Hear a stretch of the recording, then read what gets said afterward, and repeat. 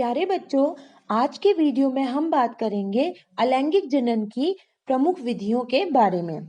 इससे पहले की वीडियो में हमने जाना कि जीव जगत में जनन एक महत्वपूर्ण प्रक्रिया होती है और जनन के मुख्यतः दो प्रकार होते हैं, लैंगिक जनन यानी सेक्सुअल रिप्रोडक्शन और अलैंगिक जनन यानी एसेक्सुअल रिप्रोडक्शन। आज के वीडियो में हम अलैंगिक जनन की विधियों के बारे में चर्चा करेंगे। अलैंगिक जनन की सबसे सरल विधि है विखंडन। इसमें जनक कोशिका दो या दो से अधिक कोशिकाओं में विभाजित हो जाती है और विभाजन के बाद बनी कोशिकाएं संतति कोशिकाओं के रूप में वृद्धि करती हैं। विखंडन मुख्यतः दो प्रकार का होता है, बाइनरी फिशन द्विखंडन और मल्टीपल फिशन यानी बहुखंडन। द्विखंडन में जैसा कि नाम से स्पष्ट है, अमीबा, पैरामीशियम और यूग्लिना आदि में एक शरीर दो कोशिकाओं में बढ़ जाता है यानी द्विखंडन, और बनने वाली कोशिकाएं संतति कोशिकाओं के रूप में वृद्धि करती हैं। और बहुखंडन में जनक दो या दो से अधिक कोशिकाओं में टूट जाता है और उसके बाद जैसे प्लाज्मोडियम और मोनोसिस्टिस में। अलैंगिक जनन की दूसरी विधि है मुकुलन। मुकुलन में जनक के शरीर में एक अतिवृद्धि या कलिका उत्पन्न होती है जो जनक से पोषण प्राप्त करती है और बाद में जनक से अलग होकर नए जीव में बदल जाती है। यह भी मुख्यतः दो प्रकार का होता है, बाह्य मुकुलन और आंतरिक मुकुलन। बाह्य मुकुलन में जैसे कि हाइड्रा में जनक के शरीर पर एक अतिवृद्धि, जिसे हम कलिका या बड भी कहेंगे, उत्पन्न होती है, और जबकि आंतरिक मुकुलन जैसे स्पॉन्जिला में शरीर में ऐसी विशिष्ट रचनाएं विकसित होती हैं जो नए शिशु को जन्म देने में सक्षम होती हैं। इन्हें जैम्यूल्स भी कहते हैं। अलैंगिक जनन की तीसरी विधि है बीजाणुओं द्वारा। कवक तथा शैवालों में विशेष प्रकार की गतिशील या अचल संरचनाएं पैदा होती हैं जिन्हें हम बीजाणु कहते हैं, जैसे क्लेमाइडोमोनास में जूस्पोर तथा यूलोथ्रिक्स में अचल बीजाणु। जैसे यहाँ पर इस चित्र में देख सकते हैं, जैसे हमने अभी अमीबा की बात की, एक कोशिका द्विखंडन द्वारा दो कोशिकाओं में टूट जाती है और ये दो कोशिकाएं ही संतति कोशिकाएं कहलाती हैं। जैसे हाइड्रा में देखिए एक बर्ड यानी मुकुलन द्वारा हाइड्रा में यहाँ पर जनन हो रहा है। अगली विधि है खंडन या जिसे हम फ्रेगमेंटेशन भी कहते हैं। इसमें जनक का शरीर दो या दो से अधिक खंडों में टूटकर नया जीव बनाता है। मुख्यतः विखंडन का कारण पुराने भागों का सड़ना और प्राकृतिक मृत्यु होता है। इसका उदाहरण है रिक्सिया और ब्रायोफाइट्स में। अगला बहुत महत्वपूर्ण अलैंगिक जनन की विधि है कायिक प्रवर्धन यानी वेजिटेटिव प्रोपेगेशन। वेजिटेटिव प्रोपेगेशन में पौधे के कायिक भाग जैसे कि जड़, तना, पत्ती, कली आदि से नए पौधों का निर्माण होता है।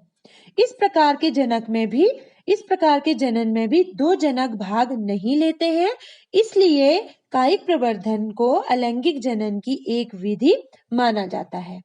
कायिक प्रवर्धन कृत्रिम भी होता है और कायिक प्रवर्धन प्राकृतिक रूप से भी होता है।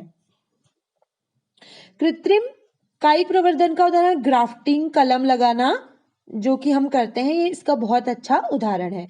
और वह भाग जो अलग होकर नया पौधा बनाता है उसे प्रवर्ध या प्रोपेग्यूल भी कहते हैं। ठीक है।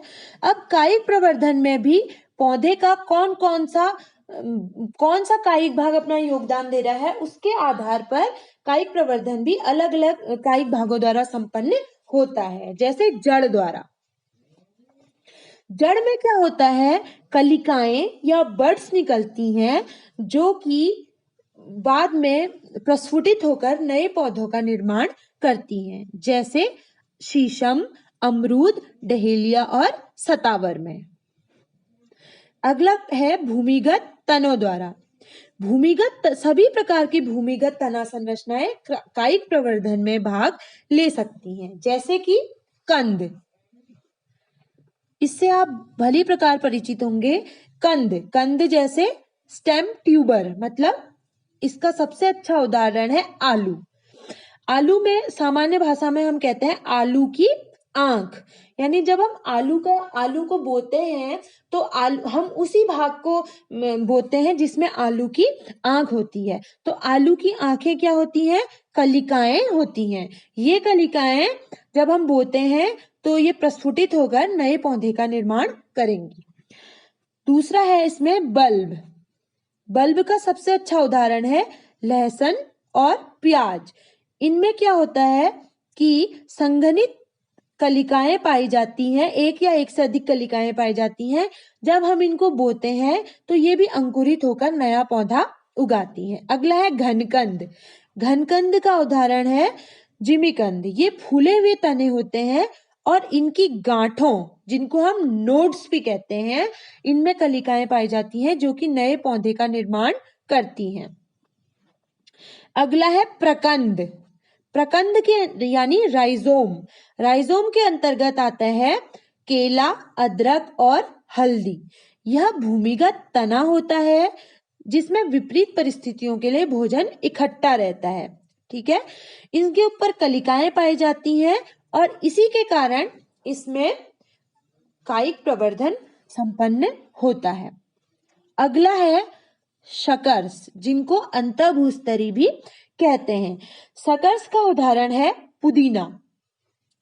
ये इनमें भूमिगत शाखाएं होती हैं जो कि तने के आधार भाग से विकसित होती हैं। ठीक है, इस तरीके से तने के आधार भाग से विकसित होती हैं वायवीय शाखाएं और यह भी कायिक प्रवर्धन में भाग लेते हैं। इसके अलावा कुछ विसर्पित तने भी कायिक जनन में भाग लेते हैं, जिनमें 3 प्रमुख हैं, रनर यानी ऊपरी भूस्तरी, स्टोलन यानी भूस्तरी और ऑफसेट्स यानी भूस्तरी। ऊपरी भूस्तरी रनर्स को समझते हैं दूब घास। दूब घास इसका बहुत अच्छा उदाहरण है। दूब घास, इनमें नियमित अंतराल पर जड़ें निकलती हैं और गुच्छे के रूप में प्रत्येक गुच्छे से जड़ों और शाखाओं का विकास होता है। इसका दूसरा उदाहरण है भूस्तारी। भूस्तारी या स्टोलन, ये क्षैतिज वृद्धि करने वाले, हॉरिजॉन्टल ग्रोथ करने वाले तने होते हैं और स्ट्रॉबेरी इसका बहुत अच्छा उदाहरण है। और इसमें गांठों पर अपस्थानिक जड़ें पाई जाती हैं और इन्हीं गांठों से नए पौधे का निर्माण होता है। इसका अगला उदाहरण है ऑफसेट्स, जो मुख्यतः जली पौधे होते हैं और इनको एक नोड वाले रनर भी कहा जाता है। और इसमें तने के टूटने पर नए पौधे का निर्माण होता है और जलकुंभ भी इसका सबसे अच्छा उदाहरण है। कुछ वायवीय तने भी होते हैं जो अलैंगिक जनन में भाग लेते हैं, जैसे नागफनी में तने के टुकड़े, जब नागफनी में तने के टुकड़े जब कट के जमीन पर गिरते हैं, जिन्हें पर्णकाय स्तंभ भी कहते हैं, उनके द्वारा भी कायिक जनन होता है। यानी कटे हुए टुकड़े जब जमीन पर गिरते हैं उसके बाद वे भी नागफनी के नया पौधा बनाने में सक्षम होते हैं। कुछ पौधों की पत्तियां जैसे ब्रायोफाइलम और बिगोनिया में पत्तियों के ऊपर अपस्थानिक कलिकाएं पाई जाती हैं जो नया पौधा बनाती हैं। कुछ में बुलबिल्स, जिनको पत्रकंद भी कहते हैं, ये भी कायिक प्रवर्धन में भाग लेती हैं। बुलबिल्स एक प्रकार की कलियां होती हैं, फ्लैसी बर्ड्स होती हैं, मांसल कलियां होती हैं जो कायिक प्रवर्धन में भाग लेती हैं। जैसे ऑक्सैलिस अगेव में बुलबिल्स का निर्माण होता है।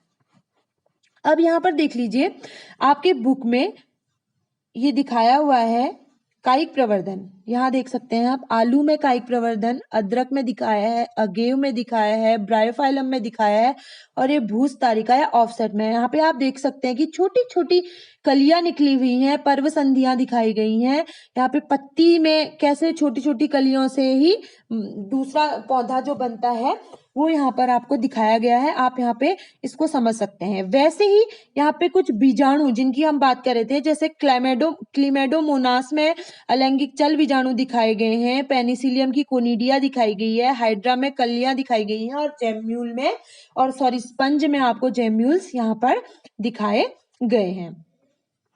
यहाँ पे देख लीजिए कुछ एसेक्सुअल रिप्रोडक्शन के चित्र सहित यहाँ पर दिखाए गए हैं, जैसे रनर्स, बल्ब्स, जैसे अनियन में, प्याज में, ट्यूबर्स, आलू में, बडिंग हो रही है हाइड्रा में, बाइनरी फिशन हो रहा है अमीबा में, रीजनरेशन हो रहा है, और क्लोनिंग।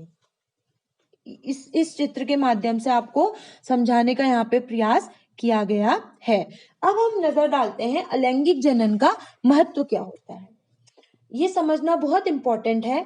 सबसे पहला पॉइंट है, वे पौधे जिनमें बीज नहीं बनता है कायिक प्रवर्धन द्वारा जनन करते हैं। दूसरा, ये बात हम पहले भी कर चुके हैं कि जनन की सबसे तीव्र विधि है अलैंगिक जनन। यहाँ पे एक एग्जाम्पल दिया जाता है कि आलू की फसल यदि हम बीज से बोएंगे तो हमें 13 से 15 महीने लग जाते हैं, लेकिन अगर हम कंद द्वारा ट्यूबर उगाएंगे तो 3 महीने में ही आलू की फसल तैयार हो जाती है। यह नए क्षेत्र में बीज द्वारा पौधे उगाने से अच्छी विधि है और इसमें पौधे जल्दी उग जाते हैं। ठीक है। इसका अगला पॉइंट है, इस विधि में किसी प्रजाति, जाति एवं वंश के अच्छे लक्षणों को संरक्षित किया जाता है क्योंकि अलैंगिक जनन में जो संतानें होती हैं अपने जनकों के समान होती हैं आनुवंशिक रूप से भी, तो इसलिए उनके अच्छे गुणों को पीढ़ी दर पीढ़ी हम लोग संरक्षित कर सकते हैं। और अलैंगिक जनन में संतान के जीवित रहने की दर अधिक होती है, और वे प्रजातियां जिनमें अंकुरण की दर कम होती है और उनमें कमजोर जड़ तंत्र होता है, उनका प्रवर्धन ग्राफ्टिंग से हम लोग कर सकते हैं।